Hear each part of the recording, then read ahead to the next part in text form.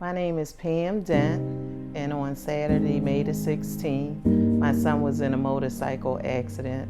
He was hit from a car, and the car lunged him into a truck, and he was rushed to Penn Presbyterian Hospital in the trauma unit where he had suffered brain damage, and he was bleeding on the brain for 4 days.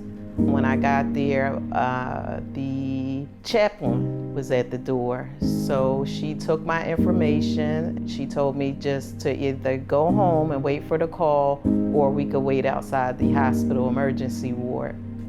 So as I was walking away, and my phone rang, and I answered the phone. It was the chaplain, and she asked me, where does my faith lie? And I told her I was a believer, and she said, so am I. She said, Mother, I need you to get all your family and friends who know the word of prayer to pray for your son.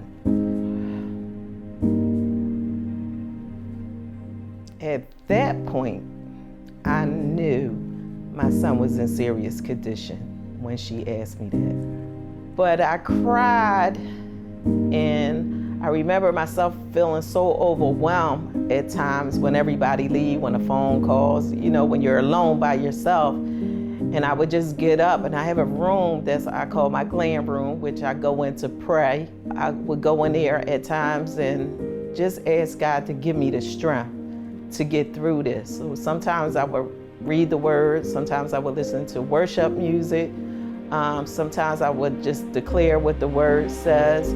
I just know he would never fail me. And I knew if I didn't lean on him for total strength and peace of mind, that I would collapse emotionally.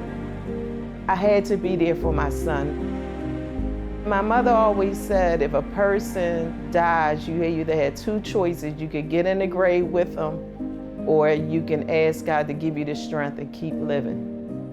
So I knew I had to keep living, no matter what the outcome. And my mother said, if God takes him, you're gonna be okay. And if he heals him, you're gonna be okay. Once I settled that in my heart, God, whatever your will is, I'm gonna be okay.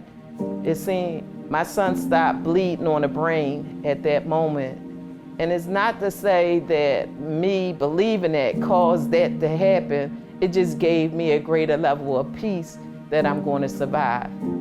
Worship for me is believing God for who he is and trusting him. That when I'm at my low, that I can come to him and believe that he is a rewarder of those that seek him diligently. He ended up doing well walking, he ended up talking. He still has 25% aphasia that he has to walk through. He goes to physical therapy 3 times a week. But when I asked him how's he doing, he always say, Mom, I'm good. I'm good. And I just thank God that through prayer, faith, hope, and love, we got through it. If you plug into him, if you go to him, just have a general conversation, and just every day just saying, Lord, I'm gonna trust you through this. It doesn't have to be deep. He's gonna sustain you through it. It might not be the outcome that you want,